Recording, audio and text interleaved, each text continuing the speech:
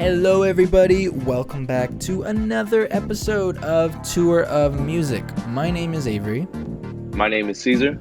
And today, you know what, why don't you tell him, man? Tell him what we're going to be listening to today.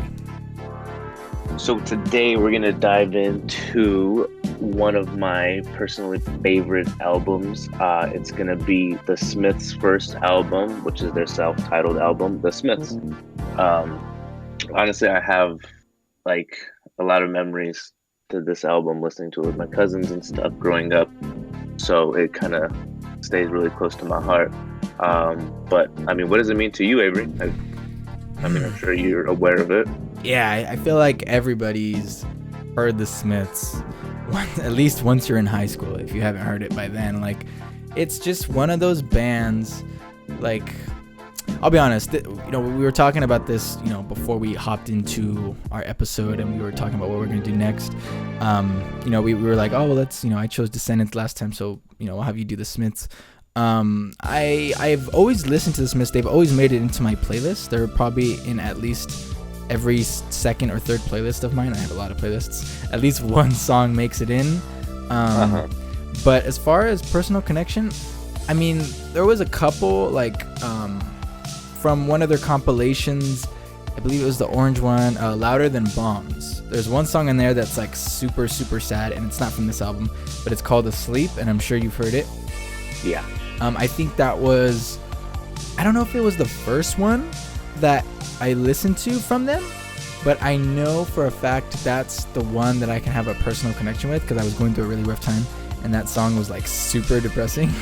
And I just dove in like head first into shallow water with that song, and just like read the lyrics and screamed them out loud. And he's such a dreamy vocalist, Morrissey, and Johnny Marr's guitar, and the piano piece on that is beautiful. But as far as this album, I don't know if I've ever taken the time to listen to it beginning to end. Of course I've listened to probably a majority of these songs, but I don't know if I've spent the time like I like to and listened to it from 1 to 11 tracks. Yeah. I don't know if I've done it yet, so I'm actually really excited for this episode. But my personal connection is it's just that one song. But overall, I've always had them in my playlist when I have friends over and we're chilling out. We want to listen to some good music. Like, the Smiths are so consistently good, no? Dude, I was going to mention that because you had brought that up before when we were talking earlier, how they're so musically consistent. Yeah. And that's why this album was kind of one of the first ones actually that I was able to kind of listen to through and just kind of put it on repeat, besides the Beatles and stuff.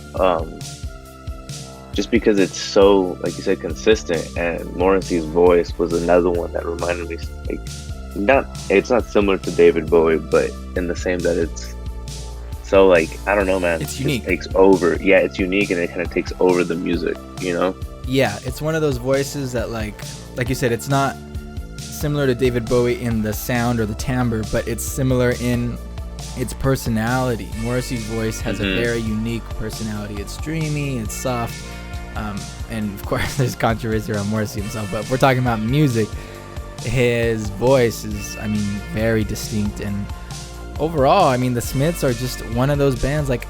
Obviously there's a lot of good bands, but there's also a lot of bands that are inconsistently good.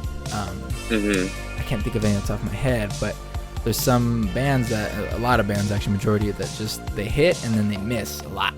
But the Smiths, it's not even like that they're okay consistent, they're not even consistently mediocre. These guys are consistently at the top of the game. That's tough, and he's always been even when Morrissey was by himself, he's still that's at the true. top of his game, you know what I mean? Even recently, not that recently, I don't know, probably 5 to 6 years ago. Yeah. My cousin was able to go see Morrissey. No way. Live, yeah, and he said it was an amazing show. It was still great. Morrissey took off his shirt and stuff. The guy was 50, 60 years old. That's amazing. That's hilarious. No, dude, it said it was still amazing. Great show. I'm so jealous of him for that, man. Dude, that's a show. And it's funny because even a few days ago, I was thinking I just bought tickets to go see someone that just announced 2 concerts in the States. And I was just thinking, I was like, there's certain artists that will sound terrible in studio or like mediocre at best, like pop, but you go see them live and it is a whole different experience, and vice versa. There's also equally opposite artists that are probably very good in studio but give a terrible performance live because it's a whole different like experience. And like we talk about consistency for the Smiths and Morrissey too, since you're talking about like the solo stuff, to go see them live and it be even an enhancement of the studio track record, that shows that it's not just a musician, like they are a performer. It's very rare nowadays to have people that, I don't know if it's rare, but maybe it's not as looked upon as it used to be about performing, because now everything is streaming and immediate, less need for that live performance. Or I feel like the performance has changed incredibly. Before, like back then, it was all about sounding amazing in person. Like your sound quality is the same. Your singing voice, your music abilities, they're the same. Versus now, it's just entirely about flash and dance and like, you know what I mean? I feel like the performance has changed dramatically. What people are looking for. Yeah, that's true. I agree 100%. I was just watching, a long time ago, or a while ago, I was watching a live recording of The Doors. I don't know if it was, well, there's a couple. There's some for their earlier tours, and then there's one they performed at the Isle of Wight in Northern Europe. And I just remember watching and like, I was like, man, there's not a lot going on as far as visuals. There's a few lights here and there, of course, that's expected. You need light to see your performers. But I was like, but listen to the music, man. It is so acoustic and so sonic. And I was like, man, how interesting when you watch. Oh, I know. I was on Amazon Prime, and they have, or at least they used to, they had The Doors performing at the Hollywood Bowl. I think no it was way. Hollywood Bowl. They have that on Amazon Prime? Yeah, it's a video. I don't know if it's still there. Sometimes, they cycle through. But I think it was the Hollywood Bowl. Or some Los Angeles venue, big venue, and you're just watching, and there's not a lot of lights going on, and people in the crowd, like, it's so different. Like at the pit, people were sitting, some people were standing, some people were dancing. Like, it's really interesting to look back. Almost, was that 40 years, 50 years, maybe?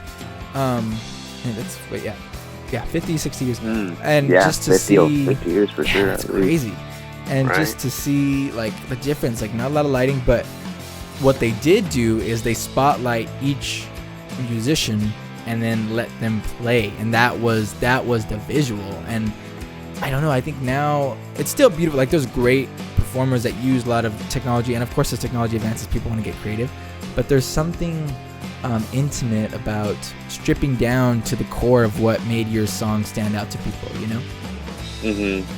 Right, like getting it like, I don't know, people aren't there for the flash or anything. They're there for your music down to its core, like you said.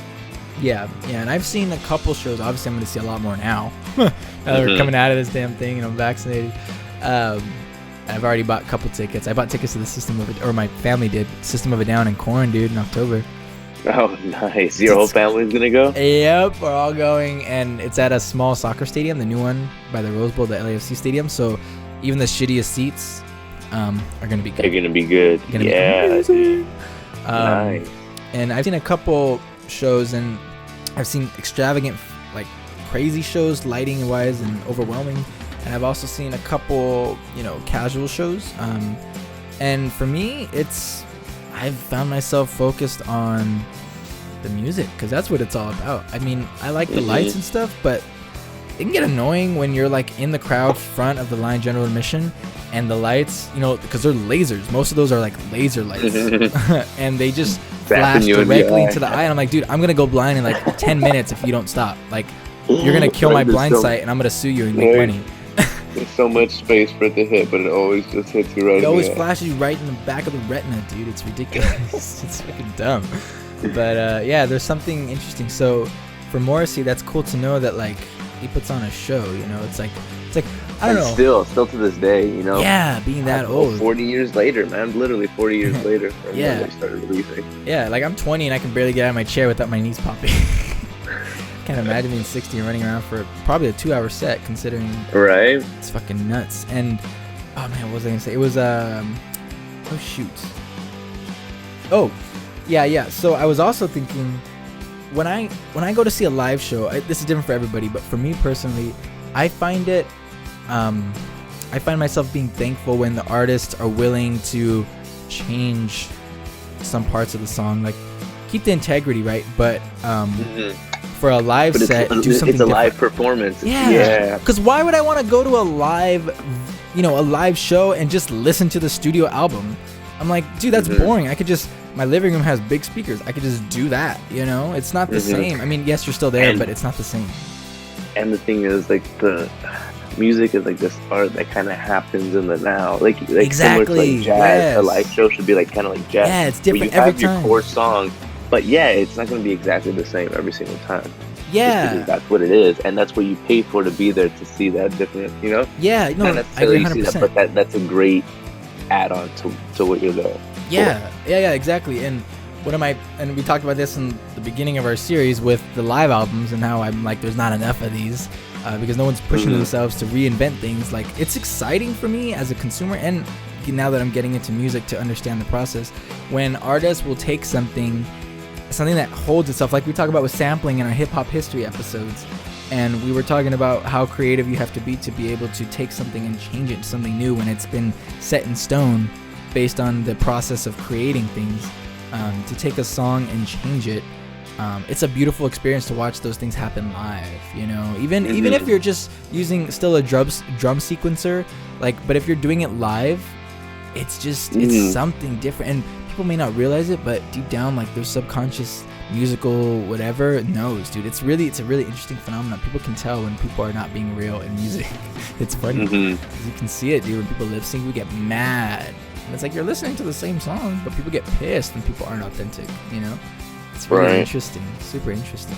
It just completely takes away, because you don't expect them to sound like the studio version of themselves, obviously, but, you know, but that's not what you're there for. You're, like you said, if you wanted that, you would listen to the CD in your house with your great speakers.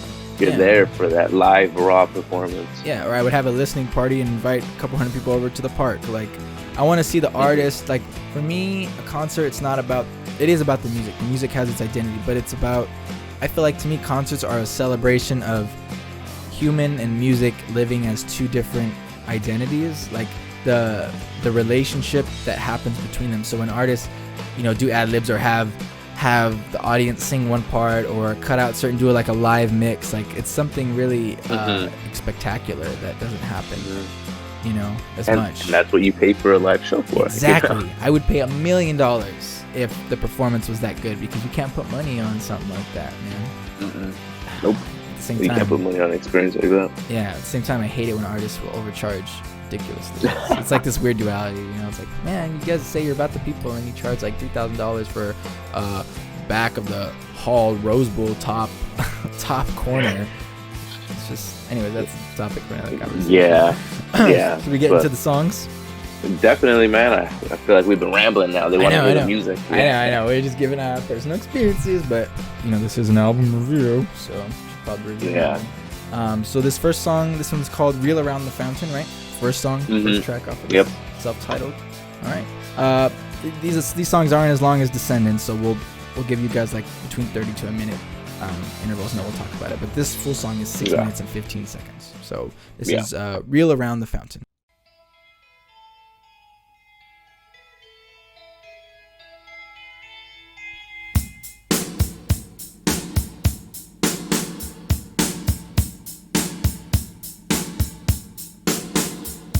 It's time the tale were told of how you took a child and you made him old.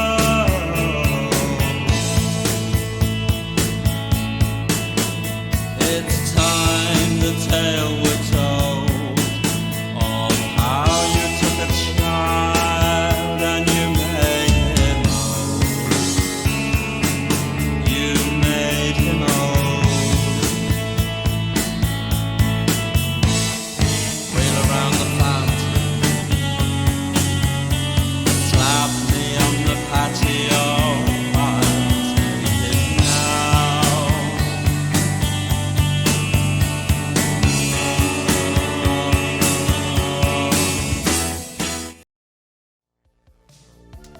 Oh man, I love that voice. What do you think, man? Yeah, the one thing that really sticks out to me about the Smiths, like just imagine like okay, imagine like you're first getting to them,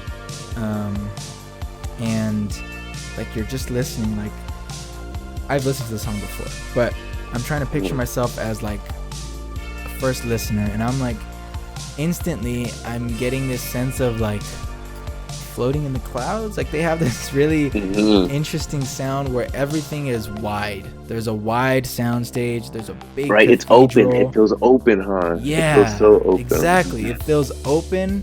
I'm dreamy, and even if the song is talking about something really tragic, there's this sense of like hope. I feel like even if the song was talking about something really really bad, I would still, based on the music, it would give a nice contrast, and that's always good for the listener, like a nice contrast of emotions, a duality. And I'm getting this sense of like kind of content with my emotions, if that makes sense. That's how I feel when I'm listening to probably the whole album as we go along, but this song specifically, I'm noticing. And to go into the lyrics, Morrissey is a great writer, I will say. Very metaphorical, but really really really great.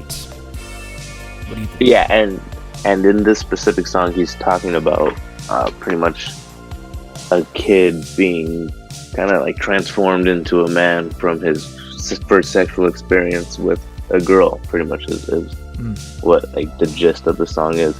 And for me though, like I don't know, this song has a lot of nostalgia. I used to listen to this album when I was younger, when I was probably like 14 or so. Yeah. And I don't know, I was right around that time, you know, and so it just has that strong sentimental value to me still.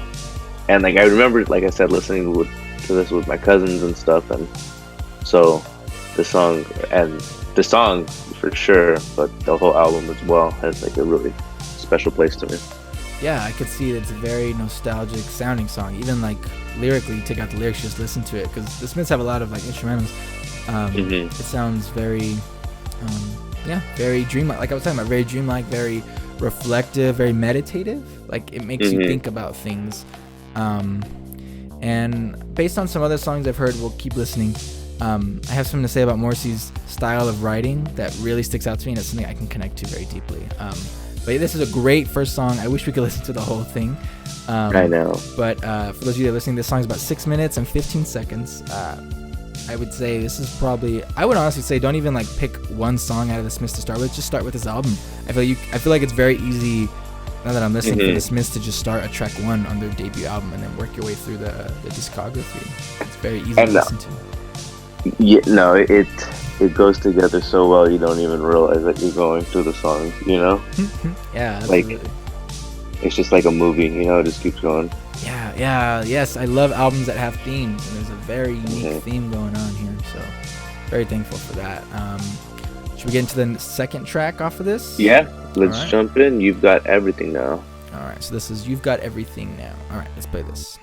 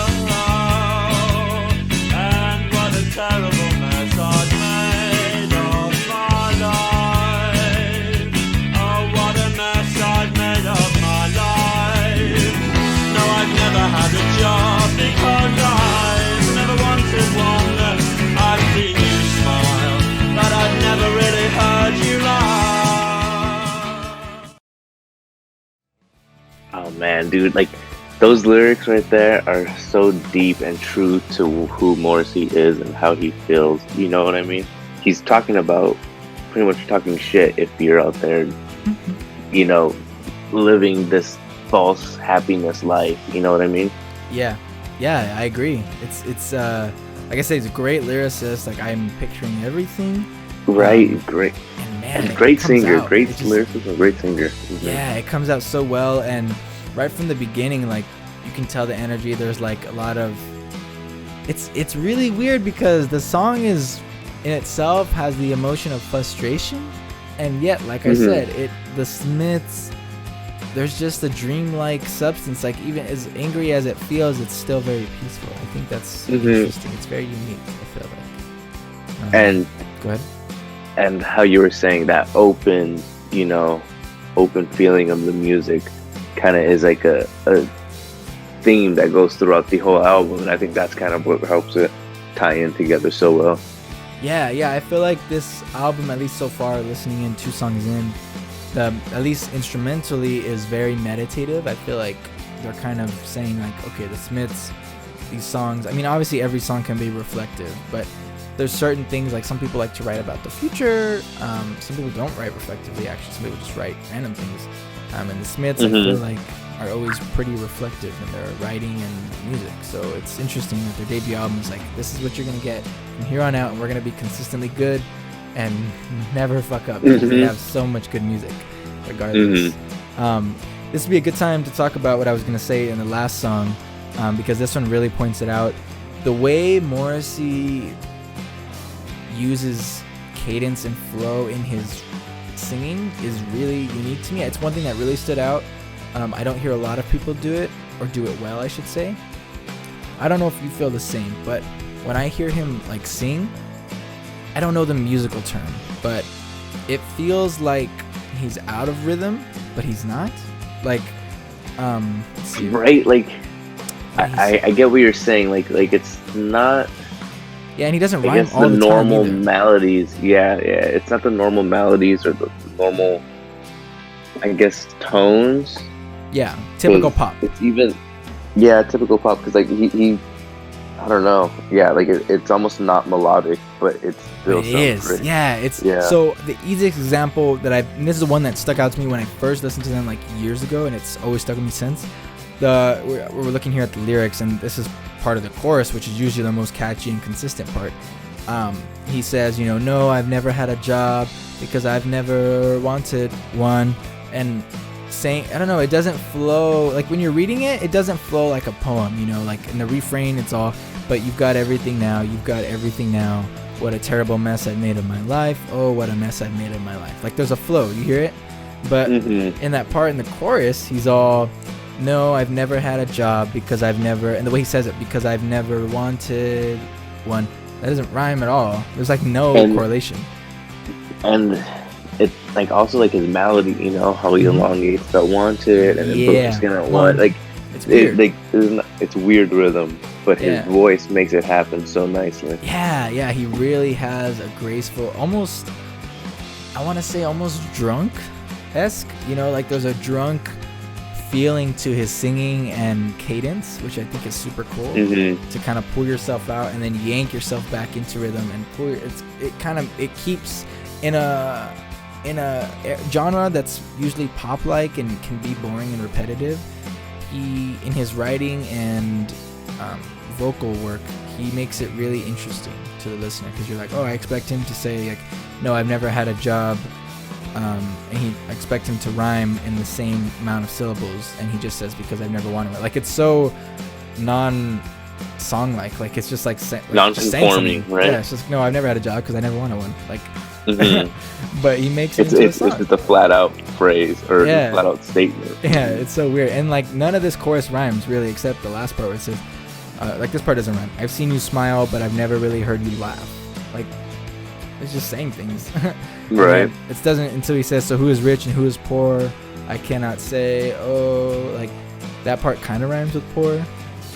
So that's what I've noticed about Smiths. I feel like as we keep listening, we get into the first half of this, we'll hear it more and more how he makes these weird. Yeah.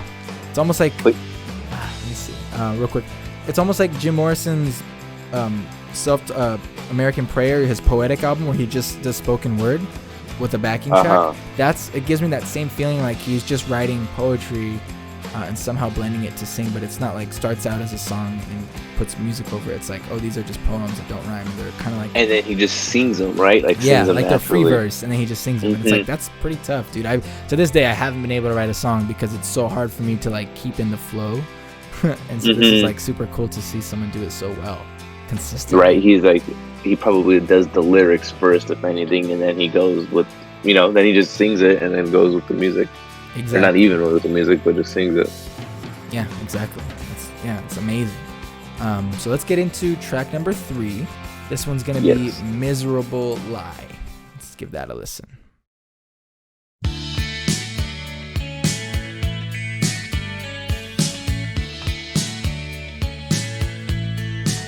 So goodbye.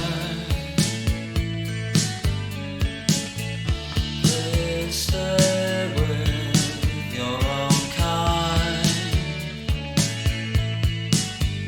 and I'll stay with mine. There's something against us. It's not time. It's not time. So goodbye, goodbye, goodbye, goodbye. I know I need hardly say how much I love your casual way. Oh, but please put your tongue away. A little higher and we're well away. The dark nights are drawing in, and your humor is as black as them. I look at yours, you laugh at mine, and love is just a miserable lie. You have Okay, I was gonna let it play. I would have listened to the whole song, but obviously we have to Oh, cut. man, right. But I've never heard this song before, and that I was like No? sitting back in my chair. No, I've never. And I was sitting back in my chair, and when that part, I was reading the lyrics as we're going along. I'm like, okay, so maybe that's like the pre-chorus, and then it maybe keeps it as a ballad. And No, then it just dude. goes into like almost punk-like rhythm, which is super weird to hear that. I was yeah, scared go. you're gonna stop it after the goodbyes because it kind of like almost like, you know, did. it was but then it transitioned so great right there, man. Like, Yeah. that's such a great part. Yeah. Dude, that was exciting. That was really fun. Yeah, uh-huh. Oh man, it was. Mhm. This is the whole fucking thing.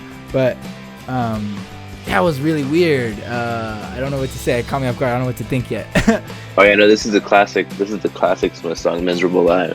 That's awesome. But it stays in that same theme of the first song where it's like apparently about you know, a Past lover. boy who Yeah. kind of like gets his innocence taken away by like a prostitute, pretty much. Yeah. Dang, man. And so I don't know, man. Morrissey sticks with that theme, so I don't know what the hell happened to him, you know. But Poor guy, that's, man. I mean, you know, you never know. It might just be his artistic, you know, way of Maybe just telling expressing. a story. Yeah, but it's that how you said that punk riff that starts coming out right there in the middle. It totally changes up what you think of the Smiths, right? So like, say like you're someone who, you know, from 1984, this album just came out, and like you're listening to the album for the first time from the beginning, and then you hear that part come out, you're like, oh shit, I wasn't expecting that from these people, you know? Yeah, that's what I was thinking too. I'm like sitting here like, oh yeah, like dreamy, and it's still dreamy, but Mm-hmm. and this is only 2 years after that Descendants album came out, so it's still in the same era as like that kind of punk, which is interesting.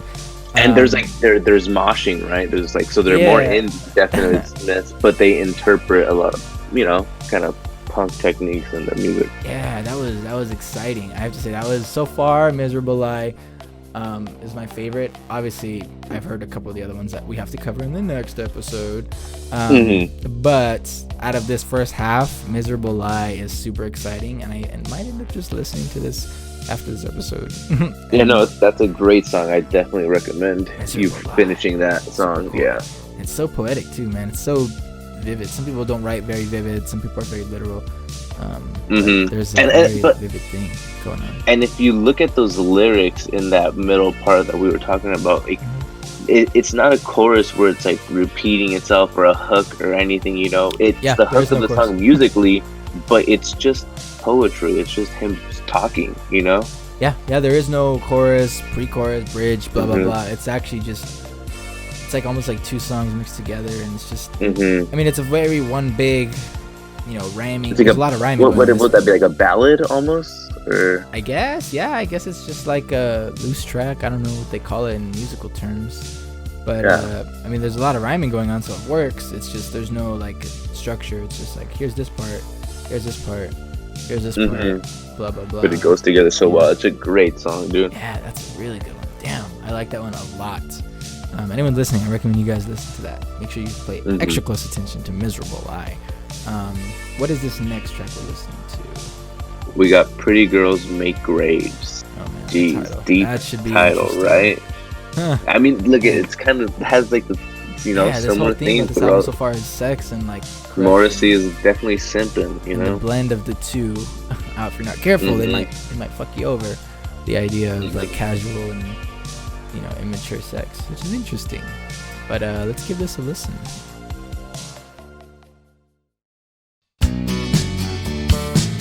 Up on the sand, up on the bay, there is a quick and easy way, you say, before you illustrate, I'd rather stay. I'm not the man you think I am, I'm not the man you think I am. And sorrow's native son, he will not smile for anyone. And pretty girls make graves.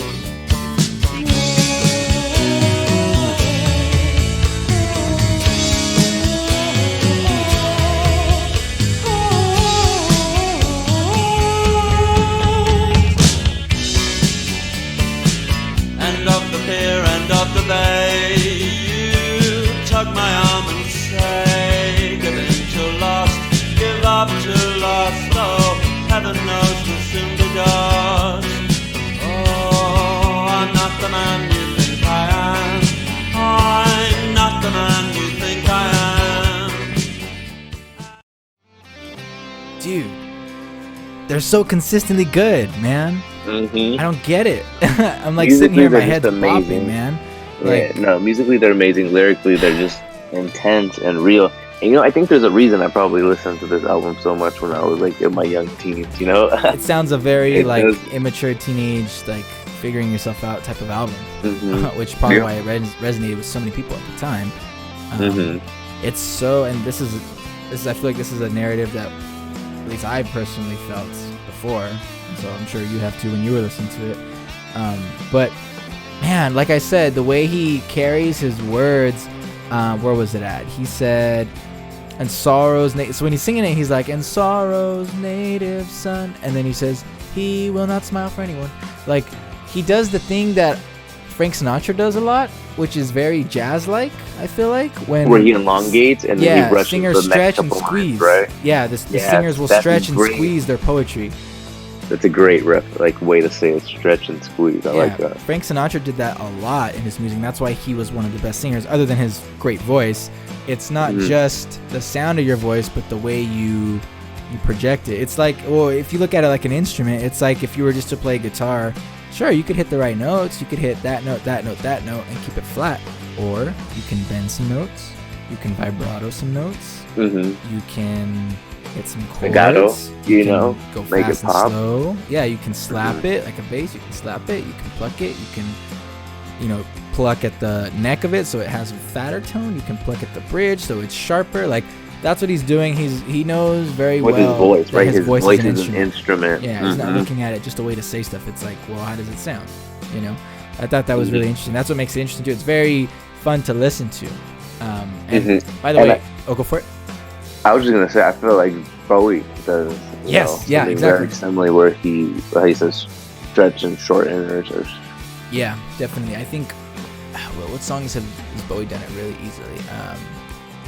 Andy Warhol is a song that I know he does it. I think Aladdin Sane is another good one where he does it. But overall, he does it consistently. Very similar singing technique. Yeah, very similar, and that's what makes them stand out. That's why they're really, really good. But also, can I just say the music part of this, the instruments, that like weird, like it's ska like, I feel like, right? Like that bass, it's a very fat poppy bass. Like that's it's ska. weird, huh? Yeah, it's super cool, and it still sounds dreamy. It's got the if I were to visualize what the sound sounds like, I would picture like crisp Arctic water.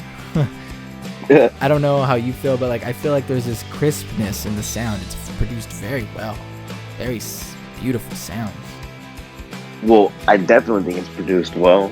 I feel like that noise that you were talking about, Yeah. I've never really recognized and never really kind of even paid attention to it. But I definitely heard it when we were listening to it right now. Yeah. Because I had, my podcast ears on. Yeah. But it was different. It's definitely different from what they normally sound like.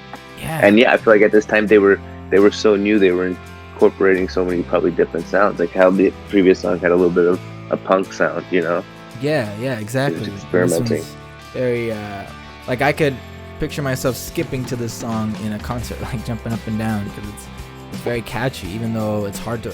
I remember like when I do like karaoke with my friends, or I'm just singing along to Smith songs, I catch myself fumbling my flow because I'm not used. Like it's so hard to follow his voice, just like Frank Sinatra or Amy Winehouse. Right. It's very weird to follow. Mm-hmm. Super interesting. You gotta you gotta know that studio version of what his singing is like. You can't just read the lyrics and you can't like think like, oh, this is how he's gonna sing it, because no, you really don't know. Yeah, exactly. With that being said, let's get to the next track. What is this next track? The Hand That Rocks the Cradle? Is that right? Yes, the next and actually last track that we're going to be covering today. Oh yeah, that's true. All right, well then, I guess we should cover it. Let's do this. So this is The Hand That Rocks the Cradle.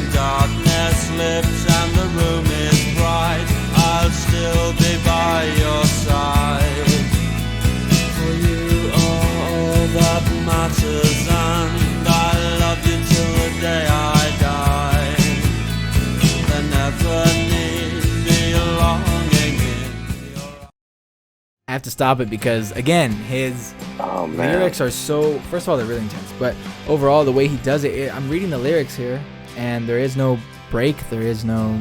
No, chorus. Dude, it's literally poetry. I was reading this little excerpt here, and it's talking about... This is actually the first song that Morrissey and Band of Mar ever wrote together. Oh, my God. And pretty much it was Morrissey brought over his poetry that he had written, and like that's the only way to explain this song. There's like you said, there's no breaks anywhere, there's no chorus again, there's none of that. Yeah, it's literally just a poem. Yeah, there's no song structure, it's just one big long thing, which works because in all honesty there are no rules to creating music or anything art, because it's all subjective. But it is unique in the sense that there is no typical chorus or bridge or motif. I don't know, whatever fancy music words. But yeah, I'm noticing as I was reading, I was like getting lost. I was like, wait a minute. Where's this one part? Where's the next part? And I think I'm fascinated with the ability to do that and have something still be catchy, because I feel like in order to be catchy, There has to be something that can be repetitive in your head. That way it sticks, right? Because if it's just free verse, it's hard to be catchy. And there's no rhythm. the instruments have rhythm, but his lyrics don't. Yeah, I mean, but the thing is, his voice does. You know, the lyrics That's have no true. rhythm, That's but his true. voice is an instrument in itself, and it creates this, I think, amazing rhythm. I mean, Morrissey will forever be definitely, I feel, just behind Bowie for me in terms of like a singer. Yeah, technique. He's just an amazing singer. Yeah, that's true. That even though his lyrics may not have rhythm, whatever's driving his singing sound does. In the same way, like, let's see, like jazz. Like when I think of like a saxophone solo in jazz or any solo, there is rhythm, but the notes are not consistent. I mean, obviously there's only so many notes you can hit, but they're all over the place. Solos are all over the place, and yet, because they're in the same key and they're following the beat of the bass and the drums, there is a sense of rhythm, and I think that's what people can hold on to. So it's interesting. I don't know. It's just like you said, it's such a consistent album, and I haven't hated or I haven't even disliked, like even lightly, any song that we've listened to so far. And we're already like about a little under halfway through it, and every song I could see myself adding to like will always listen to playlist. Dude, right? No, it's impossible to find a song. I feel like that. I mean, I feel like that's why this is one of the albums that I just kind of would have on repeat. You know? Yeah. Because every single song is just, I don't know, intense and musically like amazing. You know? I feel like. Dude, it is. It's so consistently good, and the drumming's tight. I mean, I don't know how else to explain it. It just sounds great, and I don't think it needs any bigger explanation other than that. As far as like if I were to pick like my top out of these 5 that we've listened to so far, and it's not even really fair because we haven't listened to the full things yet. But I think Miserable Lie, just for now, for this episode, sticks out to me as probably my favorite, just because it's so full of different chapters in one song, which is really cool. And Miserable Lie is definitely one of my favorite songs on this album, and the one we just listened to too, The Hand That Rocks the Cradle. Yeah, that's an amazing song. Yeah, this one's cool. I'm a huge poetry guy. I love like poems, and it's honestly kind of inspiring to see like someone take stuff that's not really meant to be in a song and like fit it, and not just fit it, but fit it like where it fits well. Like there's a lot of people that will do it and it just completely falls apart. But Morrissey doesn't make it fall apart. He brings it together. I feel like the song sounds great, but it would be so different if it wasn't him singing or if it wasn't his poetry, you know? It would be so different. Yeah, I mean, I feel like without, like, Morrissey's voice and his poetry is what made Smith, you know? That's why he was able to go on as Morrissey, I feel like. Yeah, that's true. I mean, great band too, but I do agree that there was a lot of weight on his writing and voice too. In the same way, like when Black Sabbath, when Ozzy split from Black Sabbath and he went by himself, I think he had a solo career for almost 40 years, I want to say. Yeah. I mean, that's hard, you know, and given his band was great too, but it's clear when people step away from bands and they do great, I mean, I feel like that's a very easy way to tell where the talent is, you know. I don't like to discredit the musician. Anybody. Yeah. Oh yeah. Obviously, you know, they're great artists themselves, but I mean the real kind of superstar, if you will. The driving force. I mean, no disrespect. I mean, some people are just better at certain things than others, and that's fine. Like, you can just tell when people are good when they can do what they have been doing, whether they're with whatever group they started with or not. There's artists that have done this. Black Sabbath, Ozzy, great solo, you know, career with, you know, his band, Ozzy Osbourne. Morrissey has a lot of great solo albums that probably most people know more than the Smiths. There's a lot of like Every Day Is Like Sunday, things like that. I mean, those are amazing. And those are just covers, but it's the way he does it that's so unique. I'm trying to think who else. Let's see. So like I'll even throw in like Bjork, who started out with the Sugar Cubes, and they were a great band by themselves. But then when she took off, I mean, now she's blown up as a solo artist and so much better that way. So there's like, I feel like that's how you can tell when artists like are really about their craft, when they can be solo and still come out really great on top regardless. Yeah. Like I can't even think of anyone that's done that nowadays. I don't know. Beyonce. Oh, that's right. Yeah, that's true. I didn't even think about that. She was with Destiny's Child. Yeah, and then she took off and she's fucking blowing up. And same thing with her sister Solange, who has great music too. She's a great artist too, but clearly Beyonce definitely blown up more than that. But you know what I mean? Like she was the star, and look at it, Right. like the superstar. You know what I mean? Absolutely. Yeah, it's interesting that artists. It's just fun to see like different people take different paths. It's super cool. But yeah, I think you're right. Beyonce is one of the modern ones. Other than that, I don't know too many people that have gone solo. And do people even go solo? I mean, I'm sure there's more that I just can't remember off the top of my head right now. But yeah, probably.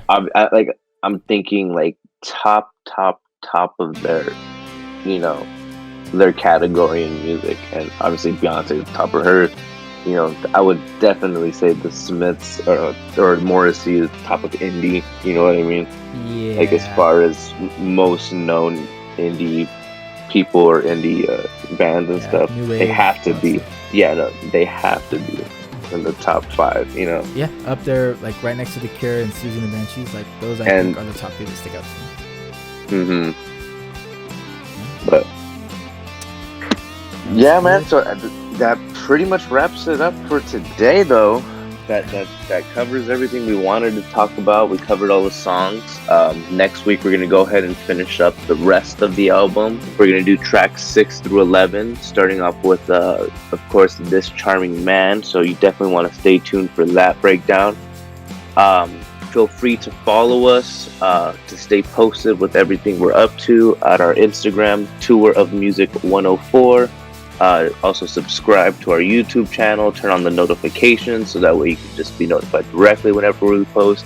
That's the same thing, Tour of Music 104. Any closing out statements, Avery? I just want to say I've had a lot of fun digging into this, like, legitimately. Listening to this on the radio and, you know, in my playlist or whatever was always cool, but diving into the lyrics and like learning a little bit about like why they're so great always enhances music for me. And I'm super excited for next week because 3 of those songs I am very fond of. Of course, This Charming Man, everybody knows. What Difference Does It Make is so catchy, and I Don't Owe You Anything was like one of my empowerment songs in my high school years. So I'm like super excited for next episode. I wish we could do it now, but you know, I want to leave time for next episode. We can just have a whole hour to just dive into all the songs. Yeah, no, definitely. We need more time to go ahead and go through those. So it's best that we wait, but definitely stay tuned. Make sure you're here for that next week, guys. Yep, sounds good. All right, we'll see you guys in 7 days. Take care, everybody. Bye.